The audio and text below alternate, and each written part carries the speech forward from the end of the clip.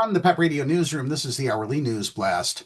Since 2022, Asylum Pride House in West Philadelphia has supported LGBTQ plus asylum seekers with housing and a range of legal, healthcare, and employment services. It's the only organization of its kind in the nation. Victoria Sirois founded the organization after seeing a need for it while working at a national resettlement agency.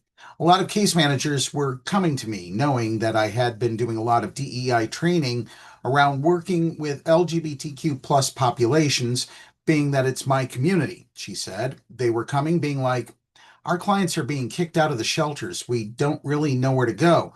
They don't have any family or friends. Where are the resources? Sirois, who is also the director of Asylum Pride House, said LGBTQ plus immigrants face multiple challenges and obstacles that are unique to their identities. One of the most prominent issues is a lack of access to support networks. And so whether that's family members or friends or other immigrant communities, because a lot of our folks are fearful of sharing why they're seeking asylum or even just, their identity, whether they're gay, trans, non-binary. That really deters folks from reaching out, she said. Even if they do have connections here, they just don't feel safe. And so that was a real reason why this organization was so important to start, was because those connections are really not there. A 2022 study from the Williams Institute at UCLA School of Law found that LGBTQ plus asylum seekers and refugees require targeted resources. The study concluded that more research and data are needed to better understand LGBTQ plus immigrants' experiences and needs and analyze patterns of persecution and migration around the globe.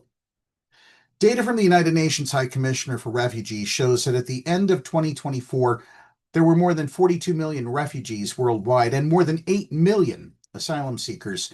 But the number of people within those groups who are LGBTQ plus and or fleeing persecution because of their identity is unknown, the Williams Institute report found. Catherine Miller Wilson, executive director of HIAS Pennsylvania, which serves low-income immigrants throughout the state, said that a number of their clients seeking asylum were persecuted because they are LGBTQ plus, and in some cases could have faced the death penalty in their home countries.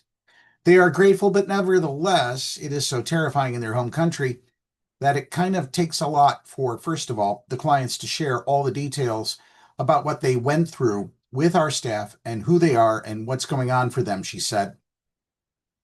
HIAS Pennsylvania works with nonprofit organizations, including Asylum Pride House and the William Way LGBT Center, to connect its LGBTQ plus clients with resources. But forming those connections requires patience and understanding, Miller Wilson said. They need community, but they're also terrified and don't trust anyone. So it kind of takes a lot of talking, a lot of relationship building, and then warm handoffs, she said.